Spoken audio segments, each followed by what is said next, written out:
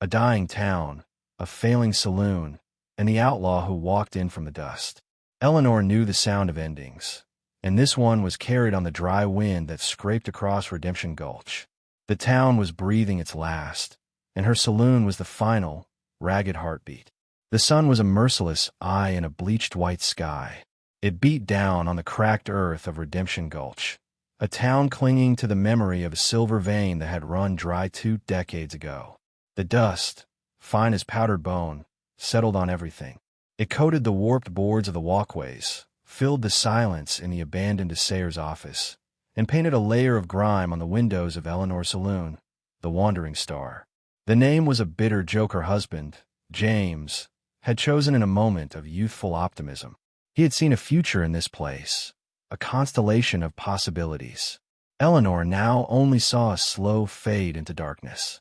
James was gone 3 years now, taken by a fever that had swept through what little remained of the town, leaving her with a saloon that took more than it gave and a heart full of quiet echoes. At 29, Eleanor felt older than the parched hills. Her youth had been baked out of her by the relentless sun and the slow, grinding poverty of a town forgotten by progress.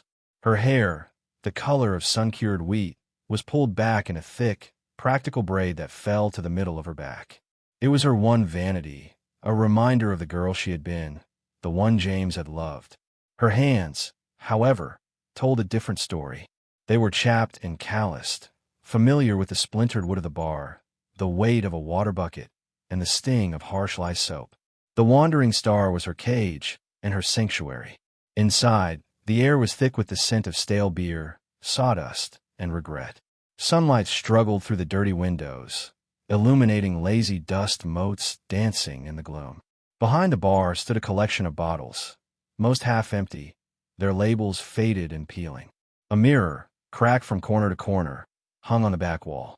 It threw back a fractured reflection of the room, a fitting portrait of their broken world. Business was a word that no longer applied. Her customers were a sparse, unpredictable cast. There was Old Man Hemlock, a prospector whose mind had been lost in the same empty hills that had stolen the town's future. He'd sit for hours with a single, watered-down whiskey, muttering to ghosts only he could see. Sometimes, Sheriff Brody would stop in, his face a permanent mask of weary resignation. He didn't come to keep the peace. There was no peace left to keep. He came for the quiet, for a place to sit where he didn't have to look at the decay of the town he was sworn to protect. Each morning, Eleanor rose before the sun had a chance to scorch the sky. She would sweep the floors, the broom whispering across the worn planks. She would wipe down the counter, polishing away the rings left by the few glasses she'd served the night before. She would count the coins in the wooden till, the meager collection of pennies and dimes a constant, nagging reminder of her slow descent into ruin. The bank in the next county, a place that felt a world away, sent letters. At first, they were polite inquiries. Now, the envelopes were thinner, the words inside sharper. They spoke of foreclosure, of deadlines, of the inevitable. Eleanor kept them in a small wooden box beneath the counter, tucked away with her marriage certificate and a single, faded photograph of James. She didn't need to read them to know what they said. Their message was written in the empty chairs and silent corners of her saloon. Today, the heat was different. It was a suffocating, heavy blanket, and the air was still. The sky to the west was turning a bruised, sickly yellow. A dust storm was coming. The townsfolk, what few were left, knew the signs. Doors were barred, windows shuttered. The world outside would soon become a swirling vortex of sand and fury. Eleanor stood behind the bar, her hand resting on the cool, worn wood. She had sent Old Man Hemlock on his way an hour ago, pressing a piece of bread and jerky into his hand. "Go on now," she'd urged. "This one's going to be a bad one." He had tipped his dusty hat, his eyes unfocused. "The sky's angry, Eleanor. Something's coming." She had simply nodded, watching his shuffling retreat until the wind began to tug at his coat. Now, she was alone. The saloon was her fortress against the storm, but its emptiness felt more profound than ever. The wind began to moan, a low, mournful sound that seemed to worm its way through the very walls. She could hear the first grains of sand peppering the windows, like tiny, insistent fingers tapping to be let in. She moved through the familiar motions of closing, more out of habit than necessity. She checked the lock on the back door, a flimsy thing that wouldn't stop a determined child, let alone a man. She turned down the lamps until only one cast a small, golden circle of light on the bar. The rest of the room fell into deep shadow, the corners surrendering to darkness. The wind was howling now, a full-throated roar. The old building groaned under the assault. A loose shutter banged rhythmically against the outside wall, a frantic, desperate drumbeat. Eleanor wrapped her arms around herself, a small shiver running through her despite the oppressive heat. It was in moments like these, when the world outside was chaos and the world inside was silent, that the loneliness was at its worst. It was a physical presence, a cold weight that settled deep in her bones. She thought of James. He had loved storms. He would have stood on the porch, his face turned to the wind, a wild grin on his face, and declared it was the world washing itself clean. But James was gone, and the world just seemed to be getting dirtier. A sudden, violent gust of wind slammed against the front of the saloon. The entire building shuddered, and the single lamp on the counter flickered wildly, threatening to plunge her into total darkness. Her heart leaped in her throat. The banging shutter was torn from its hinge with a screech of tortured metal. It clattered somewhere in the street, its sound immediately swallowed by the storm. Eleanor held her breath, listening. There was only the wind, the relentless, screaming wind. She let out a slow, shaky breath and leaned against the counter, her knuckles white. She would wait it out. She always did. But then another sound. It was faint at first, nearly lost in the gale. A heavy, rhythmic thud against the front doors. It wasn't the wind. This was deliberate, measured. Thump, thump, thump. Fear, cold and sharp, pierced through her solitude. No one was out in this. No one sane. Sheriff Brody was home with his family. Hemlock was holed up in his shack. The few other souls in Redemption Gulch were behind their own locked doors. Thump, thump. The sound was louder now, more urgent. It was the sound of a fist, a heavy one, beating against the wood. Her mind raced. A drifter, caught in the storm? A lost traveler? Or something worse? The stories of outlaws and bandits who haunted these territories were whispered in hushed tones, tales of men who were more predator than human. She stood frozen behind the bar, her body rigid. The shadows in the room seemed to deepen, to twist into menacing shapes. Her gaze darted to the old shotgun she kept beneath the counter. James had taught her how to use it, his large hands guiding hers. "Just for peace of mind, Elle," he'd said. "You'll never need it." Crack. A sound like splintering wood came from the door. The person outside was no longer knocking. They were trying to break the door down. The flimsy lock wouldn't hold. Panic seized her. She fumbled beneath the counter, her fingers closing around the cold, heavy steel of the shotgun. It felt alien in her hands, a tool of violence in a life that had only known quiet toil. She pulled it up, the stock clumsy against her shoulder. She didn't cock it. The sound alone might be enough. "Who's there?" she called out, her voice a reedy tremor that was barely audible over the storm. "Go away. There's nothing for you here." The only answer was a heavy, groaning sound from the door, followed by a sudden, sickening crack. The lock gave way. The door swung inward with a violent crash, torn open not by a man's strength, but by the sheer force of the wind that had been pressing against it. The storm roared into the saloon, a physical invader. It brought with it a whirlwind of dust and debris, and a figure. The man didn't walk in so much as he was thrown in by the gale. He stumbled across the threshold and collapsed onto the floorboards in a heap of worn leather and dust. The wind-whipped door slammed shut behind him, the sound like a gunshot in the sudden, relative quiet. For a moment, all was still. The only sounds were the continued howl of the wind outside and Eleanor's own ragged breathing. The man on her floor did not move. Her knuckles were white on the shotgun. She stared at the crumpled form, her heart hammering against her ribs. He was large, broad-shouldered, even in his collapse. He wore a long, dark duster, caked with so much dust it seemed to be made of the earth itself. His hat had been knocked from his head and lay a few feet away, its brim bent and misshapen. Slowly, cautiously, she crept from behind the bar, the shotgun held out in front of her. The floorboards creaked under her weight, the sound unnaturally loud. She kept her distance, her eyes fixed on the man. Was he dead? Drunk? Playing a trick? As she drew closer, she could see more. His hair was dark and matted with grime. One of his hands was clenched into a fist, the other was tucked beneath him. A dark, wet stain was spreading on the floorboards near his side. It wasn't mud. It was blood. A low groan escaped his lips, a sound of pure agony. He stirred, trying to push himself up. His arm trembled under his own weight, and he fell back with a gasp. He rolled slightly onto his back, and his face came into the lamplight. Eleanor's breath caught in her throat. Her fear, which had been a cold, sharp thing, transformed into something deeper, something that felt like ice in her veins. She knew that face, not from life, but from the sun-faded wanted posters nailed to the sheriff's office wall. The high cheekbones, the square, stubborn jaw covered in dark stubble, the thin, pale scar that cut through his left eyebrow. The poster offered $500 for him, dead or alive. It was Silas Kane.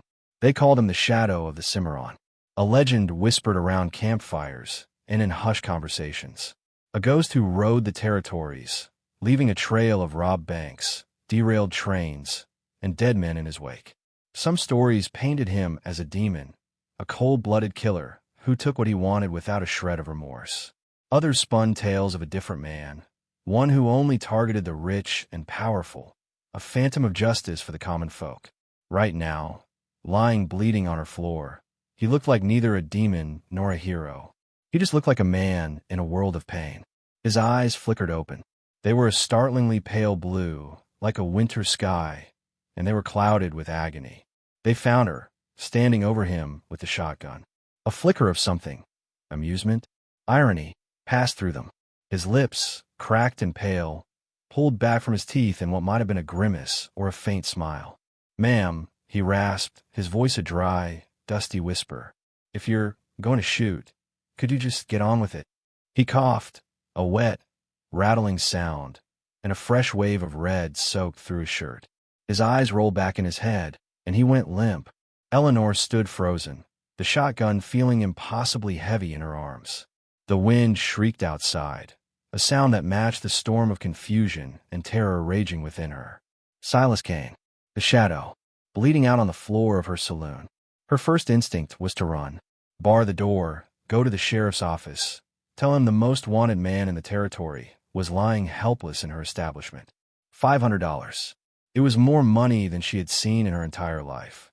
It was enough to pay off the bank, to fix the roof, to buy new stock, to leave Redemption Gulch and start again somewhere green and alive. It was a fortune. It was freedom. All she had to do was let him die. Or, if she was feeling merciful, walk out into the storm and fetch Sheriff Brody. He would handle it. Justice would be served. The law would be upheld. She looked down at the man. His face, in unconsciousness, had lost its hard edges. The lines of pain had smoothed out. The legendary outlaw looked younger than she would have guessed. He was just a man, torn and bleeding, brought to her door by a merciless storm. Her gaze fell on the dark stain spreading beneath him. He was losing a lot of blood. He wouldn't last long without help. What would James have done? The thought came to her unbidden. James, with his easy laugh and his belief in the goodness of people. He would have seen the man, not the reputation. He would have seen the wound, not the bounty. He would never have hesitated. Her hands trembled, not from fear anymore, but from the weight of the choice before her. The $500 whispered in her ear, a siren song of a new life. It promised an end to the dust, the debt, the loneliness. But then she looked at Silas Kane's pale face, at the blood seeping into the floorboards James had laid with his own two hands. And she saw not an outlaw, not a legend, not a bounty. She saw a human being, stripped of everything, at the mercy of the elements and her own conscience. Slowly, deliberately, she lowered the shotgun. She leaned it against the bar, the sound of the wood hitting with a quiet thud of decision. A choice had been made. She knelt beside him, her dress immediately soaking up some of the blood. Her hands, calloused from work, were surprisingly gentle as she carefully tore open his shirt to get a look at the wound. It was a ragged hole in his side, ugly and deep. A bullet wound, by the looks of it. It was still weeping blood, but it wasn't the gushing torrent of a severed artery. He had a chance. A slim one, but a chance. All right, Mr. Kane, she whispered to the unconscious man, her voice steady now. It seems you've stumbled into the wrong saloon for dying. The storm raged on outside, but inside the Wandering Star, a different kind of storm had passed.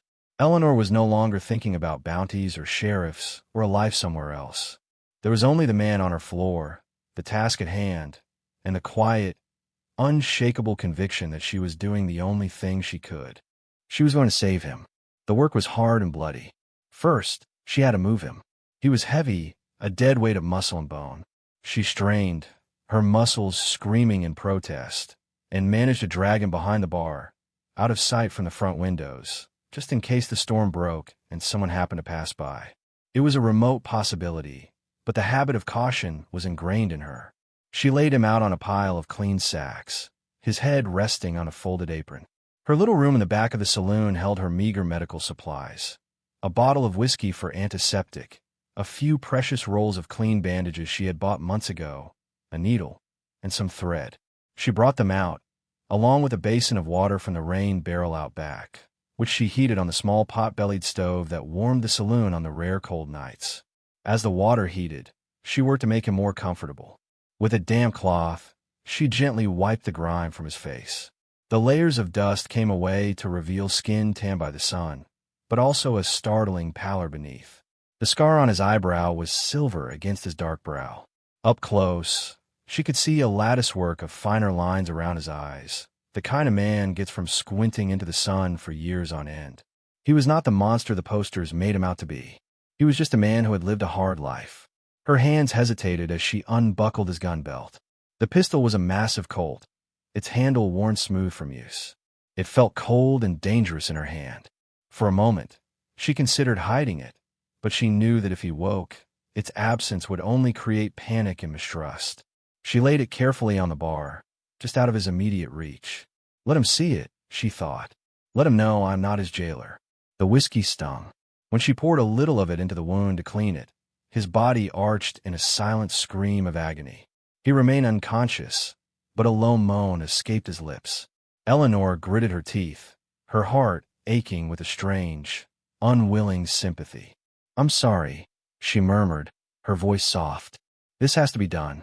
Probing the wound with a pair of sterilized tweezers was the worst part. The bullet was still in there, lodged against a rib. Her stomach turned, but she forced her hands to remain steady. She was no doctor, but she had seen her share of injuries in a town that had once been filled with miners and roughnecks. She knew that if the lead stayed in, the poison would fester and kill him for sure. She worked under the flickering lamplight, the only sounds the howl of the wind and the man's shallow, ragged breaths. Sweat beaded on her forehead, and she had to stop several times to wipe it away with the back of her wrist. Finally, after what felt like an eternity, her tweezers scraped against something hard. With a final, careful pull, she drew out the misshapen lump of lead. It fell into a small dish with a soft clink. Stitching him up was a clumsy affair. Her needlework was usually reserved for mending clothes, not flesh. But her stitches were small and tight. She worked with a focused intensity, sewing the edges of the wound together, her movements precise and economical. When she was done, she applied a thick layer of a salve made from herbs and lard, a remedy her mother had taught her years ago. She then bandaged his side tightly with the clean linen. Exhausted, she sank back on her heels. Her dress was stained with his blood, her hands ached, and her entire body trembled with fatigue and adrenaline. The outlaw on her floor was no longer bleeding. His breathing, though still shallow, seemed a little more regular.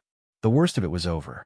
For now, she sat on a stool behind the bar for a long time, just watching him. The storm outside began to lose its fury, the wind's shrieks softening to a low moan. The dust would be settling now, blanketing the world in a fresh layer of brown. Who was this man, really? This Silas Kane? A man who inspired such fear that his name was enough to make a town lock its doors.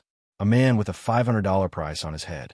And yet, a man who had looked at her with something other than menace in his pain-filled eyes. She had made her choice. She had traded a potential fortune for the life of a wanted man. A fool's bargain, most would say. Sheriff Brody would call it aiding and abetting. The banker would call it idiocy. Eleanor, however, felt a strange sense of peace settle over her. For the first time in a long time, the saloon did not feel empty. Its silence was not one of loneliness, but of vigil. She had done something James would have been proud of. In a life that felt like a slow surrender, she had, for one night, held her ground. She had chosen compassion over profit, mercy over law. She didn't know what would happen when he woke up. He could rob her. He could kill her. He could simply ride away without a word. But as she looked at his still form, she found she wasn't afraid. She had faced down the ghost of Silas Kane and found him to be nothing more than a man in need of help. And she had helped him. Whatever came next, came next.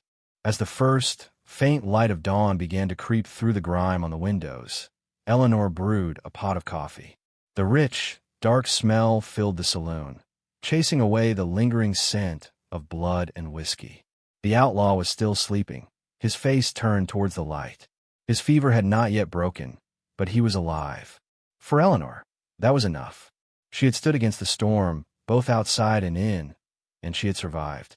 The wandering star had offered sanctuary, and for the first time in years, it had lived up to its name, a small point of light in an overwhelming darkness.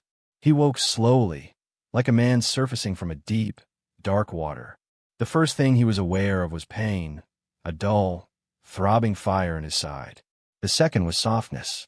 He was not lying on the hard, unforgiving ground he was used to.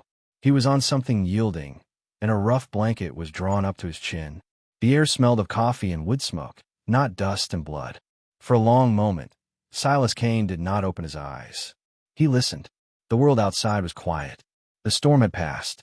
Inside, he heard the soft clink of a cup being set on a saucer, the rustle of cloth. He was not alone. He forced his eyelids open. They felt heavy, gritty with sand. The light was dim, filtering in through a grimy window. He was in a saloon, a poor one, from the looks of it.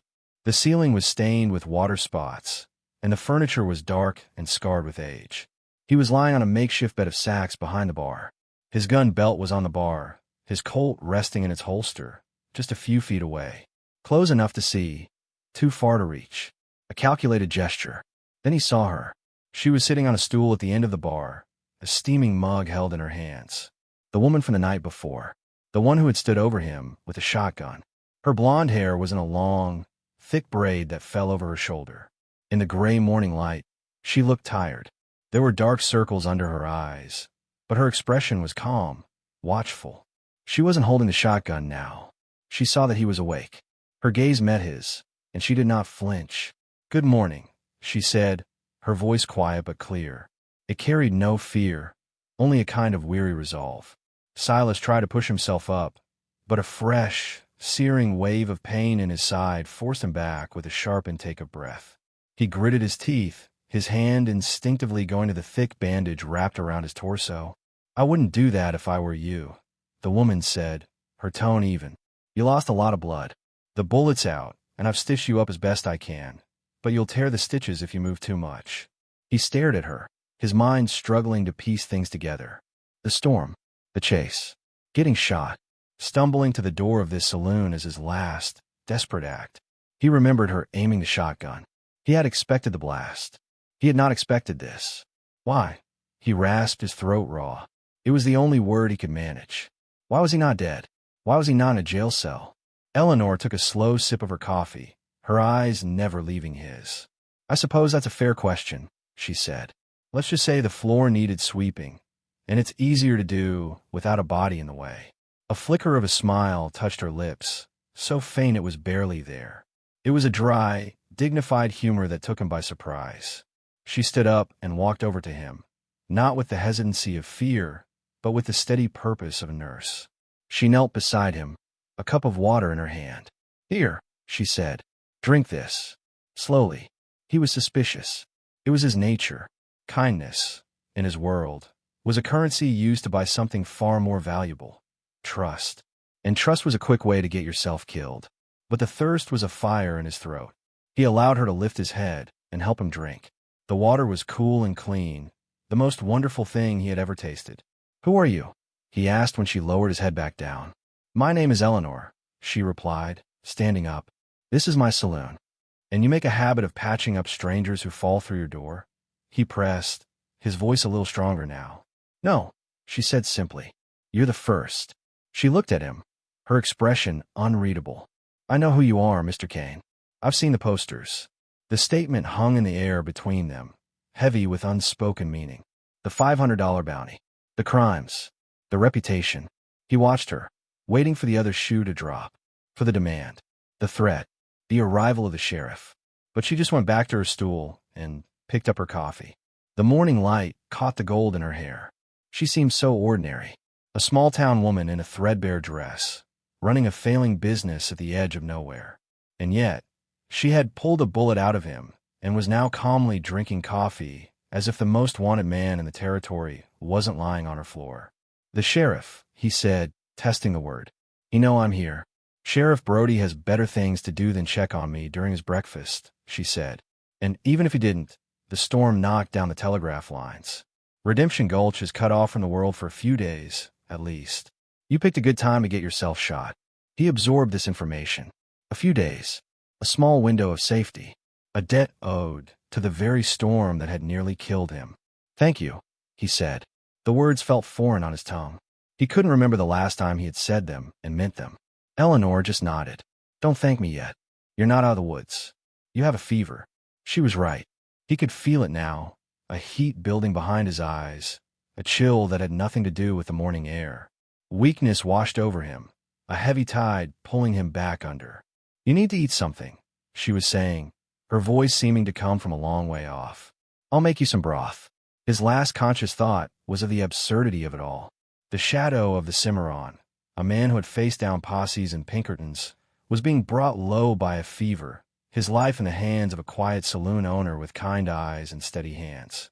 The next 2 days were a blur of fever dreams and fleeting moments of clarity. Silas drifted in and out of consciousness, lost in a haze of pain and memory.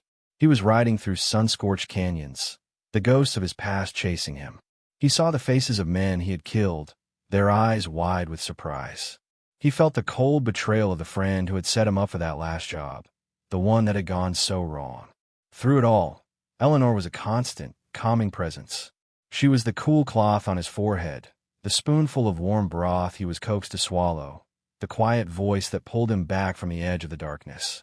He would wake sometimes in the dead of night, soaked in sweat, his heart pounding, and she would be there, sitting in a chair nearby, a book in her lap, the single lamp casting a soft glow around her. She never seemed to sleep. In his moments of lucidity, he watched her. He saw the way she moved around the empty saloon, a place that was so clearly a part of her. He saw the pride she took in keeping it clean, even though there were no customers to appreciate it. He saw the worry etched in the lines around her mouth when she looked at her account book, and the deep, abiding sadness in her eyes when she thought he was not looking. On the third day, the fever broke. He woke up feeling weak, hollowed out, but clear-headed for the first time. The sun was streaming through the window, and he could hear the sound of a hammer on wood from somewhere down the street. The town was coming back to life. Eleanor was standing at the window, looking out. They're fixing the telegraph line, she said without turning around. She had known he was awake. The word sent a jolt through him. The world was reconnecting.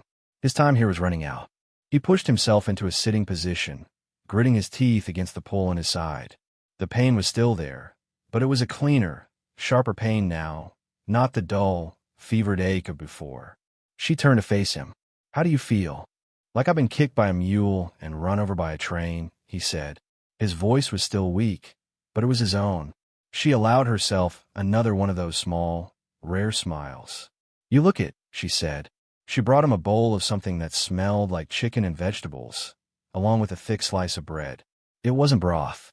It was real food. He ate it ravenously, his hand shaking slightly. When he was finished, she took the empty bowl and said, "We need to talk." Silas nodded slowly. He had known this was coming. "You can't stay here," she said, her voice gentle but firm. "Sheriff Brody, he's a good man. He's not a bloodthirsty lawman, but he has a duty. Once the telegraph is working, the first thing he'll do is check for new bulletins. They'll be hunting for you. A man was killed during that bank robbery in Dusty Creek. A clerk." Silas looked down at his hands. He didn't say anything. The clerk hadn't been part of the plan. A stray bullet. A stupid, tragic accident. But the law didn't care about accidents. When I found you, Eleanor continued, her voice dropping lower, I had a choice. I could have let you die. I could have turned you in. The reward, it would change my life. She looked around the empty saloon, at the cracked mirror and the faded paint. It would save this place. It would save me. Why didn't you? He asked, his voice rough. My husband, James, she began, her gaze becoming distant. He built this place with his own 2 hands. He believed in people. He used to say that you can't judge a man by the worst thing he's ever done, that everyone deserves a measure of grace. She looked back at him, her eyes searching his. I don't know what kind of man you are, Silas Kane. I only know what you were that night. A man who needed help. And James wouldn't have turned his back on you. So I didn't. The silence that followed was profound. He had been judged by his reputation for so long that he had started to believe it himself. To be seen as just a man, it was a strange and unsettling feeling. He was a good man, your husband, Silas said quietly. He was, Eleanor agreed, a soft sadness in her voice. I have some money, Silas said, his mind working. Not here. Stashed. I can pay you back. For the supplies. For your trouble. More than the bounty. Eleanor shook her head, a firm, decisive movement. I don't want your money, Mr. Kane. I didn't do this for a reward. She paused, her expression becoming serious. But I do want something. I want you to leave. As soon as you're strong enough to ride, I want you to get on your horse and disappear. No trouble. No gunplay. You just fade away. That will be my payment. He looked at her, at the strength and integrity that seemed to radiate from her.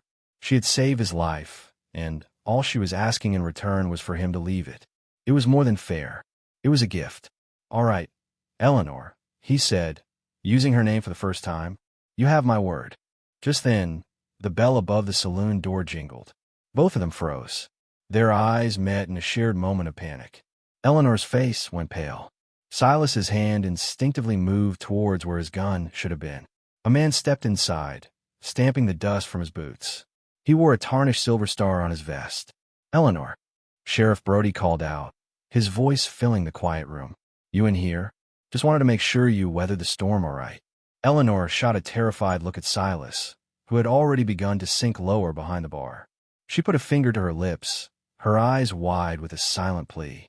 Then she composed herself, smoothing her apron, forcing a calm she did not feel. I'm here, Matthew, she called out, her voice miraculously steady. She walked out from behind the bar, positioning herself to block his view of Silas's hiding place. Everything's fine, just a bit of mess to clean up. Sheriff Brody nodded, his gaze sweeping the room. He was a man in his late 50s, with kind, tired eyes and a face that had seen too much sun and too much trouble. Good. That was a nasty one. Old Man Hemlock's shack lost half its roof. He took a few steps closer. I heard a rumor. A rider came into town just before the storm hit. Didn't see who it was. You haven't had any strangers pass through, have you? Behind the bar, Silas held his breath. He could feel the stitches in his side pull with the tension. His heart was a slow, heavy drum in his chest. His entire life, his freedom, rested on the next words out of this woman's mouth. The woman he had put in this impossible position. Eleanor's heart was hammering against her ribs, but she met the sheriff's gaze without blinking. She gave a small, weary laugh. Matthew, look at this place, she said, gesturing to the empty tables. I haven't had a paying customer in 3 days. The only stranger I've seen is the wind. Sheriff Brody studied her face for a long moment. Eleanor felt a prickle of sweat run down her back, but she held his gaze, her expression a carefully constructed mask of weary innocence. The silence stretched, thick and heavy. Behind the bar, Silas remained perfectly still, every muscle coiled, ready to react. He could hear the slow, deliberate ticking of the clock on the wall, each second a hammer blow against the quiet. Finally, the sheriff sighed, the sound a mixture of tiredness and resignation. He ran a hand over his face. Well, that's a blessing, I suppose. Last thing this town needs is more trouble.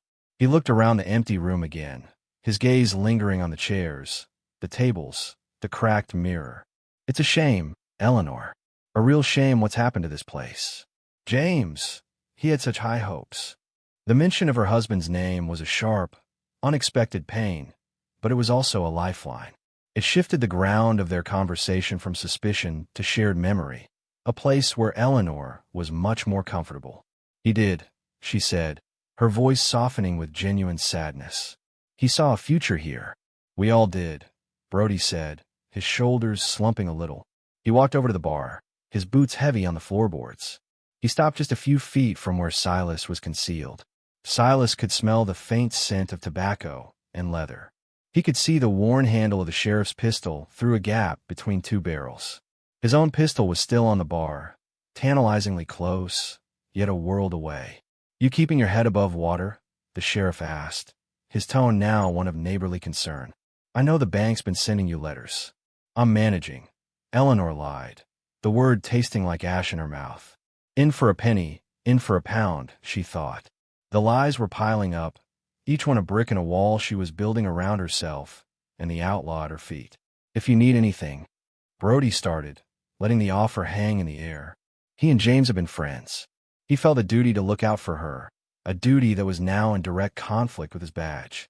"Thank you, Matthew. I appreciate it," she said, summoning a small, grateful smile. "Can I get you some coffee? It's fresh."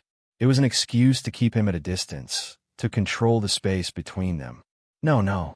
I've got to go and see about Hemlock's roof. And then I need to see what it'll take to get that telegraph line up and running." He tipped his hat. "You take care of yourself, Eleanor. You hear me?" "I will," she said, walking him to the door. "And if you do see any strangers," he added, turning back in the doorway, his eyes sharp once more, "you know what to do." "Of course," she said, her heart giving a painful lurch. He gave her one last, long look, then stepped out into the bright, dusty street. Eleanor watched him go, her body rigid with tension. She didn't relax until he had turned the corner at the end of the street. Only then did she close the door, the soft click of the latch sounding like a cannon shot in the silent saloon. She leaned her forehead against the cool wood of the door, her eyes squeezed shut. A long, shuddering breath escaped her. Her legs felt weak, as if they might give out from under her. She had done it. She had lied to the sheriff, a man she had known for years, a friend. And she had been terrifyingly good at it. When she turned around, Silas was slowly, painfully pulling himself to his feet. He leaned heavily against the bar, his face pale and beaded with sweat. The effort had clearly cost him. "You were good," he said, his voice a low rasp. "You didn't even blink." "I was terrified," she confessed, her voice trembling now that the danger had passed. "My heart feels like it's going to beat its way out of my chest." "You make a good poker player," he said, a ghost of a smile on his lips. He looked at her, his pale blue eyes filled with an emotion she couldn't quite name. It was more than gratitude. It was respect, awe even. "You saved my life. Again. I seem to be making a habit of it," she said, trying for a light tone, but her voice wavered. The enormity of what she had done was crashing down on her. She wasn't just a woman helping a wounded stranger anymore. She was an accomplice, a liar, a criminal in the eyes of the law. She walked back behind the bar and poured herself a small glass of whiskey, her hand shaking so much she nearly dropped the bottle. She drank in one quick, fiery gulp. The liquor burned a trail down her throat, but it steadied her nerves. "He'll be back," Silas said, his voice grim. "As soon as that wire is fixed, my name and description will be the first thing that comes across it. This whole territory will be crawling with lawmen and bounty hunters. They'll be asking questions. Someone will remember seeing my horse." His horse. In her panic and haste, she had forgotten all about it. "Where is it?" she asked, her eyes wide. "In the old, collapsed livery at the end of town," he said. "I hid him there before I came looking for shelter. He's a distinctive beast, a big black stallion with a white blaze. Someone's bound to find him." The web was growing tighter. Every detail, every oversight, was another thread. "You need to leave," she said, her voice urgent. "Tonight, as soon as it's dark." "I know," he said, his hand pressed to his side. He swayed slightly, and she reached out instinctively to steady him. Her hand on his arm was firm. He was feverish again, his skin hot to the touch.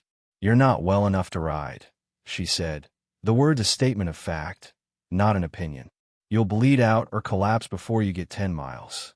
"I don't have a choice," he said, his jaw set in a stubborn line. "Staying here puts you in more danger than it puts me in." I won't do that to you, Eleanor. You've done more than enough. She looked at him, at the fierce, desperate determination in his eyes. He was an outlaw, a man who lived by his own code, and it was clear that part of that code was not bringing harm to those who helped him. In that moment, he was not the shadow of the Cimarron. He was just a man trying to do the right thing, caught in a trap of his own making. And she was caught in it with him. All right, she said, her mind racing. All right, we'll get you ready. But you need to rest today. You need to save your strength. I'll get some food and water for your journey. And I'll check on your horse. Make sure he's still hidden. He started to protest, to tell her it was too risky, but she cut him off. Don't argue with me, Mr. Kane. I've come this far. I'm not going to let you get caught, because you were too proud to accept a little more help. Her resolve seemed to settle him. He gave a slow nod, his energy spent. Eleanor, he said, his voice barely a whisper. Why are you doing all this?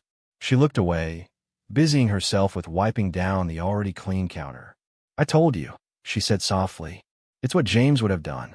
But as she said the words, she knew it was no longer just about James. It was about her, about the choice she had made and the choices she was continuing to make. For the first time in years, she felt alive. Frightened, yes, but also fiercely, thrillingly alive. The dust of Redemption Gulch had settled on her soul for so long, and now, a storm had come and blown it all away. Later that afternoon, under the guise of running errands, she made her way to the ruined livery stable. The building was a skeleton of charred beams and collapsed walls, a casualty of a fire years ago. It was the perfect hiding place. She found his horse in a section that was still partially roofed. The stallion was a magnificent animal, powerful and sleek, just as he had described. It whickered softly as she approached, its dark eyes intelligent and wary. She gave it the apple she had brought in her pocket and filled its water bucket from a nearby trough. As she stroked its powerful neck, she found a small, skillfully repaired tear on the saddlebag. It was her own stitching. He had come to her saloon that night because he had seen her work. He had seen her skill and her care, and he had gambled his life on it. The realization sent a strange warmth through her. It wasn't a random chance. He had chosen her. She worked quickly, her ears straining for any sound of approaching footsteps. The town was quiet, its inhabitants still recovering from the storm. When she was done, she slipped away, her heart pounding with the thrill of her secret mission. Back at the saloon, Silas was sleeping, a deep, healing sleep this time. His fever seemed to have lessened. She watched him for a while. The hard lines of his face softened in repose. He was a paradox, a man of violence, and, she was beginning to suspect, a man of honor. She found herself wondering about his life, about the path that had led him here, bleeding and broken, to her door. As evening approached, she prepared a bundle for him, a canteen of water, a loaf of bread, some dried meat, and a small flask of whiskey for the pain. She also took down an old, heavy wool coat that had belonged to James. It was too big for her, but it would fit Silas. It felt both right and wrong to be giving it to him, a piece of her past helping to secure his future. He woke as the sun was setting, painting the dusty sky in shades of orange and purple. He sat up, moving more easily this time. He looked at the provisions she had laid out on the bar. I can't take your husband's coat, he said, his voice rough. It will be cold tonight, she said simply, and he has no more use for it. You do. There was no arguing with her logic. He stood up, testing his legs. He was still weak, but the iron will that had made him a legend was back in his eyes. He put on the coat. It fit him well, the dark wool settling on his broad shoulders. For a moment, with his face in shadow, he looked like a different man.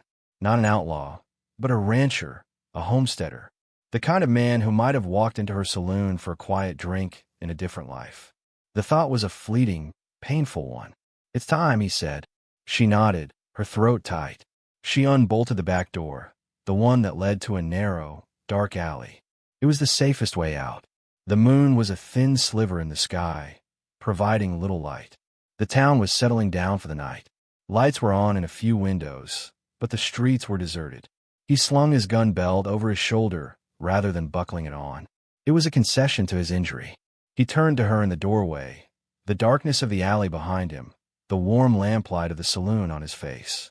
I don't know what to say, Eleanor, he said, his voice low and sincere. "Thank you doesn't seem like enough." "Just ride," she said, her voice a whisper. "Ride and don't look back. Don't get caught." "I owe you a debt," he said. "A man like me always pays his debts. One day I'll make this right." He reached out, his hand gently touching her arm. His fingers were calloused, but his touch was surprisingly gentle. It was the first time they had touched not as patient and nurse, but as man and woman. The connection was a small, electric shock.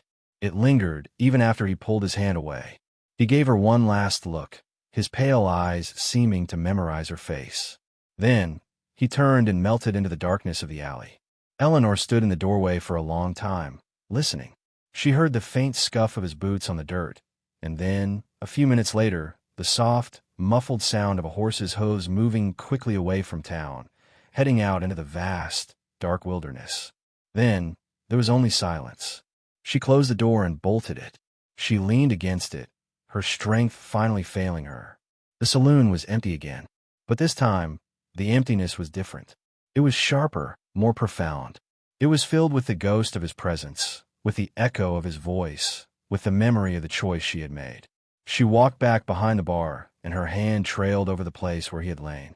It was just a pile of sacks, but to her, it was a battlefield where she had fought for a man's life and won. She had done a dangerous, foolish, reckless thing, and she knew, with a certainty that settled deep in her soul, that she would do it all over again. The wandering star was quiet, but for the first time in a long time, it did not feel lonely. It felt like a place where a secret was kept, a place where a small act of grace had flickered to life, a beacon in the dark. The days that followed were the quietest Eleanor had ever known, yet her world had never felt so loud. Every creak of a floorboard, every gust of wind against the windows, made her jump. She lived in a state of suspended animation, waiting for the heavy knock on the door that would signal the end of her life as she knew it. The secret she kept was a living thing, a constant companion that sat with her in the empty chairs and whispered to her in the silent nights. The telegraph line was repaired 2 days after Silas left. The news came just as she had expected. Sheriff Brody received a bulletin detailing the Dusty Creek Bank robbery, the death of the clerk, and the manhunt for Silas Kane, the shadow of the Cimarron. The bounty had been raised to $1,000. A king's ransom. The sheriff posted a new, crisp wanted poster on the board outside his office, right next to the old, faded one. Eleanor had to walk past it every day on her way to the general store. She would avert her eyes, but she could feel the poster's gaze on her, the cold, printed eyes of Silas Kane, a stark contrast to the warm, pained one she had looked into. Posses rode through Redemption Gulch, hard-faced men with rifles across their saddles and greed in their eyes. They stopped at the Wandering Star, their spurs scratching the floors James had so carefully laid. They would order whiskeys, their voices loud and coarse, boasting about what they would do to Kane when they found him. Eleanor served them with a placid expression, her hand steady as she poured their drinks. She listened to their talk, her heart a cold stone in her chest. They spoke of him as if he were an animal to be hunted, a monster to be slain. They didn't see the man who had winced in pain as she cleaned his wound, the man who had looked at her with gratitude and respect. She would take their money, her face a neutral mask, and feel a quiet, burning hatred for them. Sheriff Brody became a more frequent visitor. He would sit at the bar, nursing a coffee, and watch her with his tired, knowing eyes. He never accused her of anything directly, but his questions were like pebbles dropped into a still pond, sending ripples through her carefully constructed composure. "Funny thing," he said one afternoon, swirling the coffee in his cup. "That posse from the north found a camp a day's ride from here. Looked like a man had been holed up, recovering from an injury. Found some bloody rags." He paused, taking a slow sip. The strange thing was, the rags were linen. Good quality. Not the kind of thing a man on the run usually has. Eleanor's hands were busy polishing a glass, and she didn't stop. "Is that so?" she asked, her voice even. The bandages she had used were from the last of her good linen. Brody hummed. Whoever patched him up knew what they were doing, too. Stitches were small and neat, they said, almost like a woman's touch.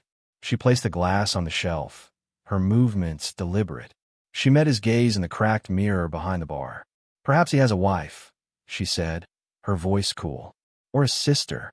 Perhaps," the sheriff said, his eyes holding hers in the reflection. Or perhaps he just got lucky, stumbled into the path of a kind soul who didn't know any better.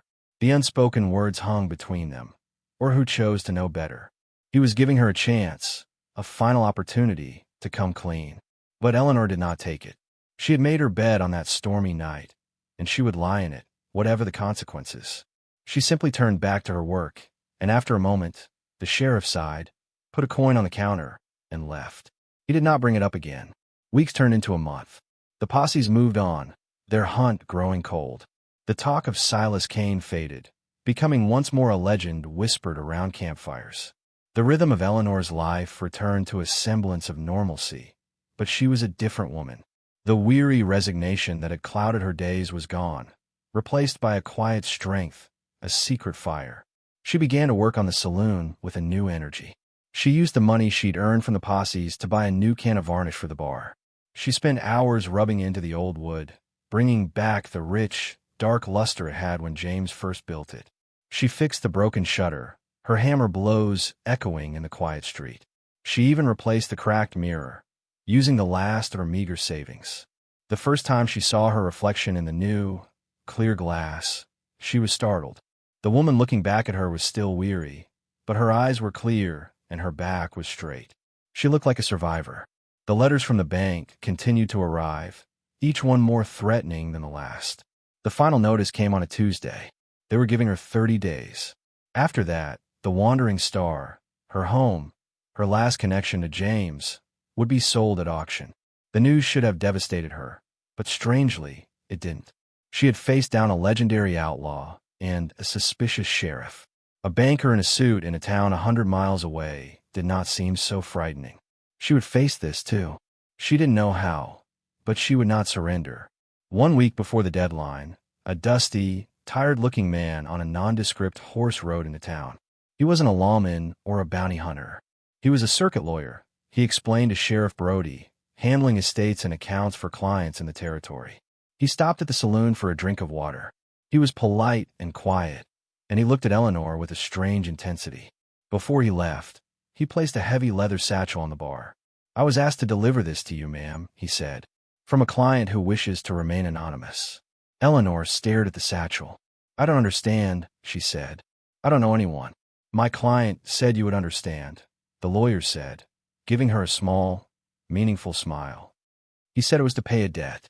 He also instructed me to use a portion of the funds to purchase the deed to this property from a bank. It's all been settled. The wandering star is yours, free and clear." He tipped his hat. "My client also said to tell you, thank you for the coat.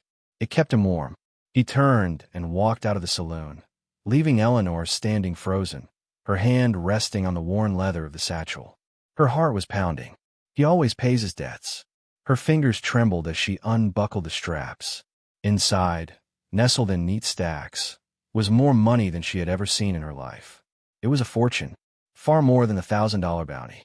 Tucked into one of the flaps was a small, folded piece of paper. It wasn't a letter. It was a deed. The deed to her saloon, in her name, the bank stamp marked clearly across it, paid in full. Tears welled in her eyes, blurring the new, clear reflection in the mirror. They were not tears of sadness or of fear. They were tears of overwhelming, incomprehensible relief.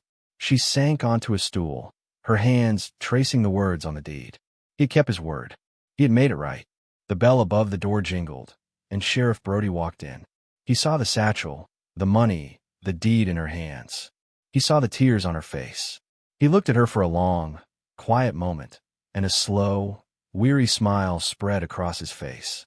"I saw that lawyer fellow ride out," he said, his voice soft. "Looked like he had some business with you." Eleanor could only nod, unable to speak past the lump in her throat. The sheriff walked up to the bar and looked down at the stacks of money. He shook his head, a small chuckle escaping him. "You know," he said, "I got a telegraph this morning. They caught that fella who set up Silas Kane for the Dusty Creek job. Turns out Kane wasn't even there. The partner confessed everything. Said Kane had a falling out with the gang, wanted to go straight. They shot him and left him for dead just before the robbery." He paused. "The bounty's been withdrawn. Silas Kane is a free man." Eleanor looked up at him, her eyes wide with shock and dawning joy. Sheriff Brody met her gaze, his own eyes crinkling at the corners. "Some folks are just luckier than others, I guess," he said.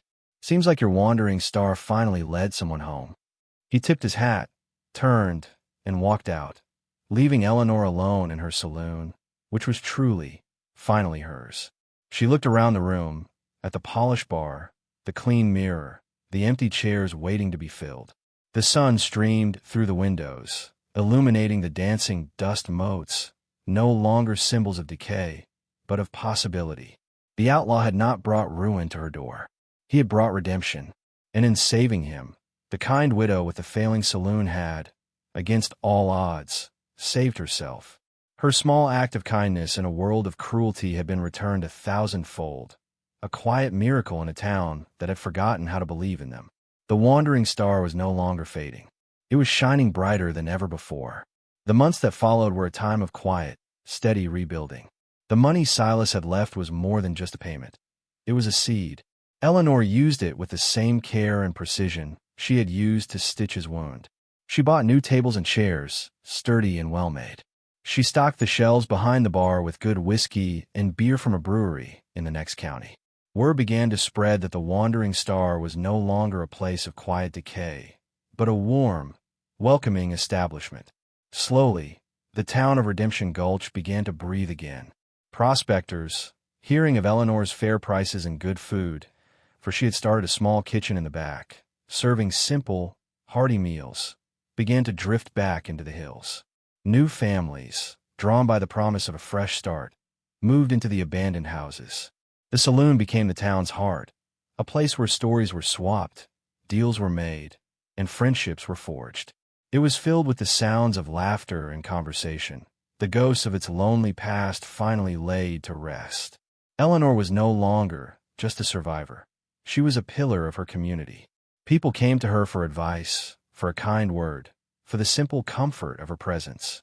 She never lost the quiet strength she had found during those frantic, secret days, but it was tempered now with a gentle warmth that radiated from her. Her braid was still practical, but her smile was frequent and genuine. She never saw Silas Kane again. Sometimes, she would read in the newspapers about a mysterious benefactor who had funded an orphanage in a distant city, or a rancher who appeared from nowhere to save a family from foreclosure. But the stories were always vague, whispers on the wind. She never knew for sure if it was him, but she liked to think it was. She liked to think that the man she had saved had gone on to save others, that her one act of grace had rippled outwards in ways she could never imagine. Her secret remained hers and Sheriff Brody's, an unspoken bond of understanding between them. Occasionally, he would stop in for a drink after a long day, and they would stand in comfortable silence. Two people who knew that the law was not always the same as justice, and that sometimes the most profound acts of goodness happen in the shadows. Eleanor lived a long and happy life, the beloved matriarch of a town reborn, and the Wandering Star, once a symbol of a slow fade into darkness, became a beacon of hope, a testament to the fact that even in the dustiest, most forgotten corners of the world, a single act of compassion can change everything. It stood as a quiet reminder that you can't judge a person by their reputation, and that sometimes the greatest treasures are not the bounties you claim, but the chances you take on a stranger in a storm. We hope this story reminded you of the power that lies in a single choice. The world is full of people defined by their worst day, but what if we chose to see the person behind the poster? What if we chose to offer a healing hand instead of a pointing finger? If you were moved by Eleanor's story and her incredible act of courage, please let us know in the comments below. We love to hear how these stories resonate with you. For more tales of unexpected heroes and life-changing kindness, don't forget to like this video and subscribe to our channel. Hit that notification bell so you never miss a story that proves it's never too late to find redemption. Thank you for watching, and we'll see you next time.